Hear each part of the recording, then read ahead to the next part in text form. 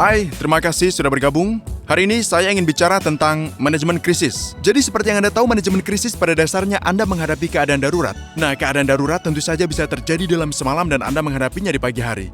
Atau bisa saja terjadi di siang hari, ada yang tidak beres dan tidak ada yang tahu apa yang sedang terjadi. Jadi pada umumnya saat krisis, di saat berita mulai menyebar, Dewan Direksi atau pemilik organisasi ingin tahu apa yang sedang terjadi dan apa dampak potensial bagi organisasi.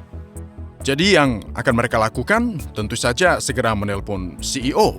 Dan kemungkinan besar jika masalahnya terkait teknologi, mereka akan menghubungi CIO. Atau jika terkait masalah keamanan mungkin CISO. Dewan Direksi akan membentuk tim karena mereka perlu tahu apa yang sebenarnya terjadi, tapi mereka membutuhkan tim agar dapat secara bersama-sama menilai dampak masalahnya. Sekarang pertanyaannya selalu sama, butuh waktu berapa lama untuk mengetahui dampaknya? Sekarang banyak organisasi bersiap menghadapi kemungkinan krisis dengan melakukan latihan tabletop, yaitu kegiatan diskusi berbasis skenario. Jadi tim berkumpul, orang-orang terkait yang mungkin terlibat insiden serupa akan dikumpulkan di ruang pertemuan dalam suasana kelas informal, di mana mereka mendiskusikan peran satu sama lain dalam keadaan darurat. Siapa yang harus membuat komunikasi? Komunikasi itu bisa bersifat internal, bisa juga eksternal. Jika eksternal, siapa yang harus menyusun, mengirimkan pesan, persetujuan siapa yang diperlukan sebelum pesan tersebut disebarkan, dan secara umum, mereka akan berlatih dengan skenario ini, sampai mereka puas dan semua orang memahami peran mereka.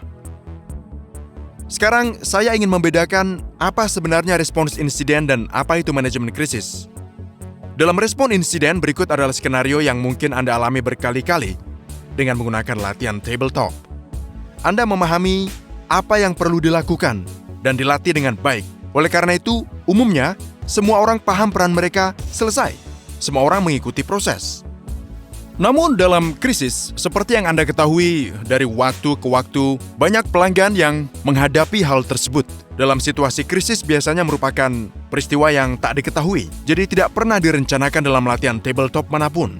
Tidak terduga. Ini seperti, wah, bagaimana bisa terjadi? Dan tentu saja, kerusakan atau bahaya sudah mengancam. Semua orang tahu bahwa sesuatu akan menjadi sangat buruk, reputasi perusahaan akan dipertaruhkan.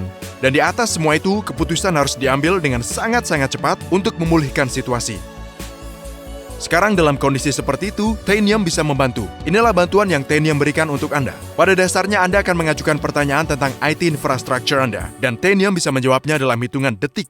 Jika jawabannya memberikan informasi yang cukup, Anda dapat membuat keputusan. Jika informasinya belum cukup, Anda dapat ajukan pertanyaan lagi. Jadi Anda bisa terus bertanya mendapat jawaban, bertanya lagi dan mendapat jawaban lagi. Persis seperti tindakan dokter yang merawat pasien.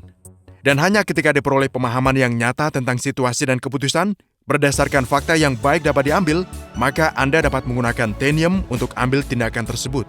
Tindakan apapun bagi endpoint Anda. Jadi begitulah cara Tanium membantu Anda dalam manajemen krisis. Terima kasih banyak telah bergabung dengan saya hari ini. Nama saya Alvin.